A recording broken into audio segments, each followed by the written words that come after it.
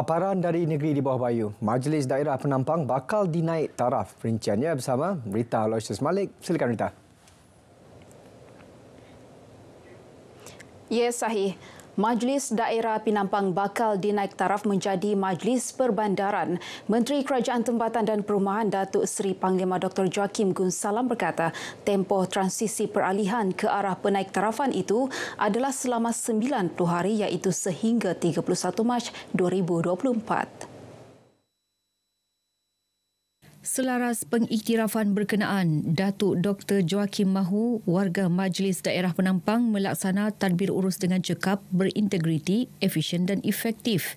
Ini termasuk mendigitalisasikan proses penyampaian perkhidmatan bagi memudahkan urusan pemegang taruh pihak berkuasa tempatan PBT serta menyejahterakan perkhidmatan dengan membangunkan ekonomi dan mencari sumber hasil baharu PBT. Semua khidmat kepada masyarakat ni perlu tingkatkan sebab whatever it is, we are still going to berkhidmat dengan rakyat dan kita tahu apabila di naik taraf sebagai Majlis Perbandaran, ekspektasi semua masyarakat ataupun rakyat di daerah Penampang akan meningkat. Beliau yang juga timbalan Ketua Menteri bercakap kepada pemberita selepas melancarkan acara kiraan detik sebagai simbolik transisi Majlis Daerah Penampang kepada Majlis Perbandaran Penampang di Penampang. Sementara itu, Pegawai Daerah Penampang Francis Chong memberitahu dalam tempoh transisi peralihan, Majlis Daerah Penampang akan memastikan urusan perubahan pentadbiran dan penyampaian perkhidmatan dilaksana sepenuhnya sesuai dengan penaiktarafan tersebut. Fungsi dan kaki tangan pejabat daerah itu sendiri kita akan selaraskan dalam 3 bulan ini untuk direalisasikan Majlis Perbandaran satu entiti untuk berfungsi satu badan iaitu untuk menyelaraskan fungsi pejabat daerah dan juga Majlis daerah sebelum ini. Bekas Ketua Pengarah Pusat Pencegahan Jenayah Keuangan Nasional NFCC di Jabatan Perdana Menteri Datuk Seri Dr. Sabin Samita, 63 tahun, dilantik sebagai Mayor Bandaraya Kota Kinabalu berkuat kuasa hari ini. Beliau menggantikan Datuk Nurliza Awang Alip sebagai Mayor ke-7 sejak Kota Kinabalu dinaik taraf menjadi bandaraya 23 tahun lalu. Watikah pelantikan beliau disampaikan Ketua Menteri Datuk Seri Panglima Haji G. Nor dalam satu majlis ringkas di Kota Kinabalu. Hadir sama Menteri Pembangunan Perindustrian dan Keusahawanan Datuk Pung Jinja dan Pembantu Menteri kepada Ketua Menteri Datuk Abidin Madingkir. Datuk Seri Dr. Sabin yang berasal dari daerah Ranau sebelum ini turut menjawat beberapa jawatan penting dalam perkhidmatan awam, antaranya Ketua Pegawai Eksekutif Lembaga Hasil Dalam Negeri LHDN. Kolej Islam Majlis Ugama Islam Sabah Muiz bakal beroperasi di Wisma Muiz Kota Kinabalu bulan ini. Setiausaha Muiz Ramlan Awang Ali berkata, peringkat awal lebih 200 pelajar akan mengikuti sesi pengajian di kolej berkenaan dalam pelbagai bidang termasuk keagamaan dan perundangan. Menurut beliau, program pengajian yang ditawarkan turut mendapat kerjasama strategik daripada Institut Pengajian Tinggi Awam dan Swasta yang diiktiraf bagi memastikan golongan asnaf dan B40 khususnya mendapat pendidikan sewajarnya. Jangka panjang, Kolej Islam Muiz akan bekerjasama dengan universiti dan kolej dari luar negara untuk memperkasa lagi institut pendidikan berkenaan. Kita telah pun membuat taklimat serta pembentangan kepada Ketua Pengarah Kementerian Pengajian Tinggi di Kuala Lumpur pada tahun lepas dan alhamdulillah respon yang kita terima itu sangat baik dan mereka menyokong usaha murni yang diaspirasikan oleh Yang Berhormat Ketua Menteri. Ramlan menyatakan demikian kepada RTM di Kota Kinabalu mengenai perancangan Muiz sepanjang tahun 2024.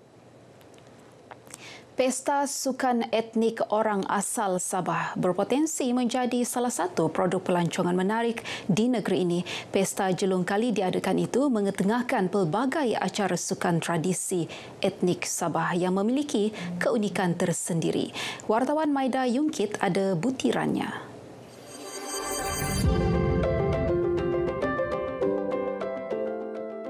Kampung Budaya Mari-Mari Inanam yang dipilih sebagai lokasi pertama berjaya menarik 350 penyertaan.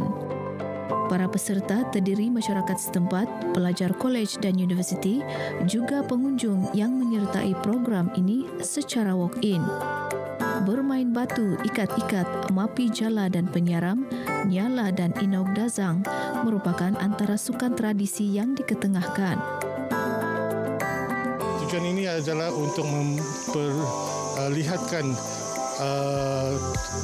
permainan tradisi orang-orang asal etnik Sabah sebab tidak pernah dianjurkan. Ini permainan kebanyakannya banyak yang sudah ditinggalkan, jadi kita cuba mengulang kembali nostalgia.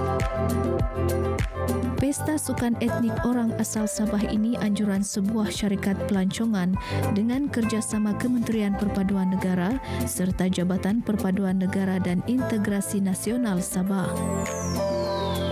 Saya guna grup untuk menyelesaikan setiap tas-tas yang diberikan lah, begitu. Jadi apa yang saya dapat ataupun apa yang saya boleh rasakan di sini adalah semangat kesukanan itu yang kita boleh berikan kerjasama dalam setiap pasukan. Dia sangat baguslah untuk terutama sekali orang yang selalu tinggal di bandar, yang jauh daripada kampung kan. Jadi dengan program seperti ini kita boleh tahulah sukan rakyat tu macam mana. Contohnya cara buat penjaram, main batu.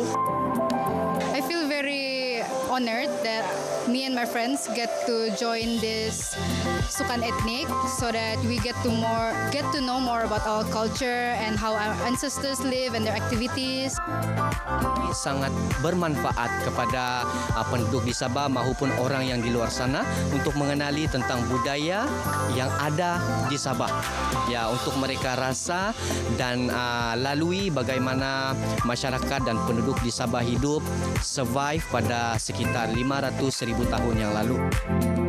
Jadi kali kami datang sini baru kami tahu, oh rupanya tarian ini dari bangsa ini, melompat rumah panjang tu dari bangsa begini. Jadi buat kami tambah mengenali lagi Sabah culture di Sabah ni. Biarpun kami orang Sabah, kami pun macam ada lagi kurang-kurang sedikit tahu.